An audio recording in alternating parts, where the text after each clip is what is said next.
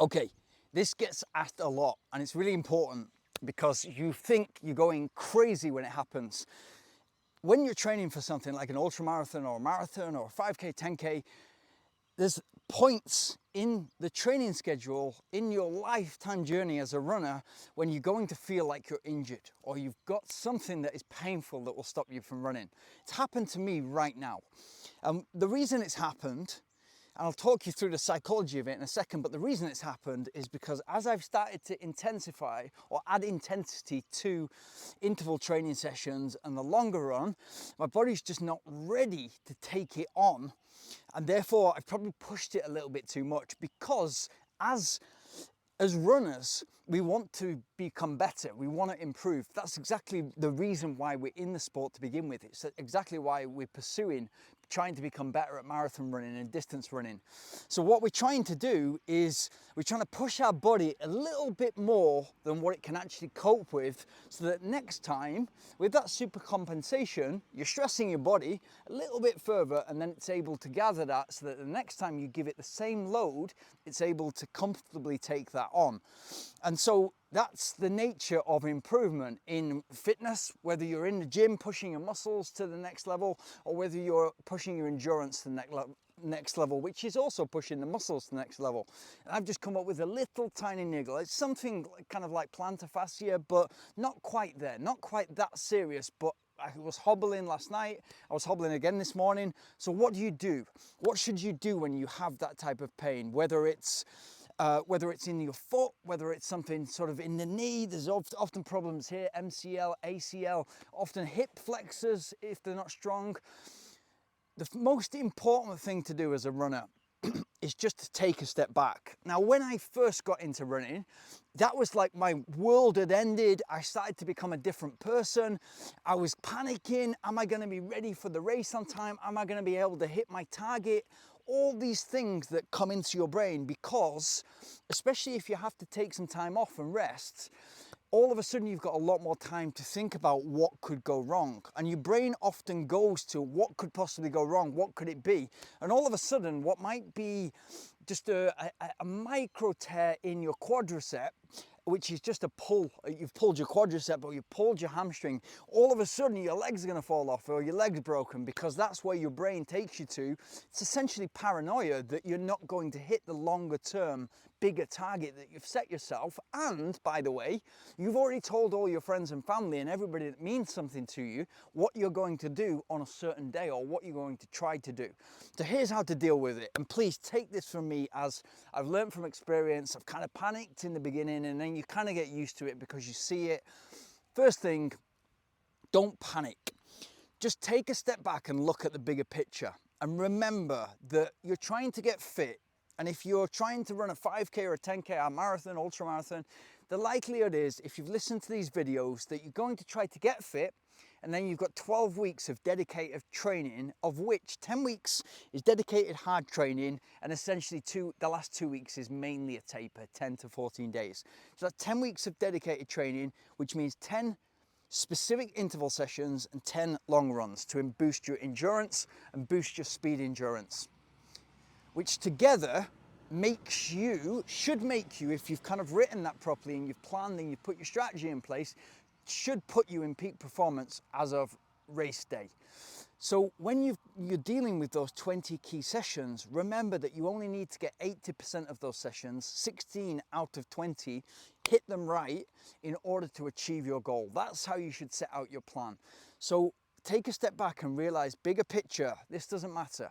Even if this takes a week to 2 weeks to figure out, to take a step back, to rest, in the longer term, it might be a silver lining. It probably is if you've kind of got injured or you've got some kind of niggle which is keeping you on the bench, keeping you sidelined.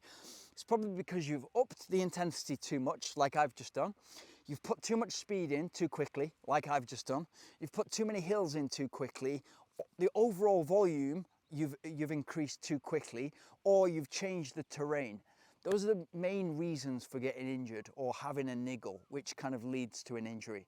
So first of all, don't panic and take a step back, look at the bigger picture and realize that rest is your best friend. And like I said, it might be a silver lining because this might give you the 1 to 2 weeks that you need in order to freshen up the legs, to hit the next cycle of the training schedule even better, and with that experience of actually I can push it, but I can't push it too much, because you want your progress to be like that. And we all know that it's more kind of like this. You're kind of taking steps back and you're taking steps forward, and with your brain comes knowledge and experience. So you're training on this physical project, and this is kind of a short-term schedule, training schedule, but also a longer-term project for you being a better runner, a better cyclist, a better person in the gym, whatever it means that whatever you're trying to work towards. You're looking really at the long-term prospects of what you could become, and that is kind of in shorter-term segments of training schedules. To take a step back, think about kind of like the bigger picture, and then move forward, progress with that added experience of what it feels like to take a step back, what it feels like to get a niggle, what it feels like to get a little bit of an injury, but then deal with it. And what you need to realize, and this is the key point of this video, is it's more important that you've spotted that you've got a problem, you've done something about it, rested, fixed the problem, go to see a physio as soon as you possibly can. Take time away. Realize that you're not trying to soldier through an injury or a niggle. You're not trying to like quickly get back on it. That's not how you fix it. Then you add that experience, and you being able to kind of hit an obstacle and navigate around it and deal with it is actually way more of a better lesson, a way bigger lesson for you to learn in the longer term prospects of what you're trying to become, rather than just everything to go perfect within a 12-week period and hit a PB on race day.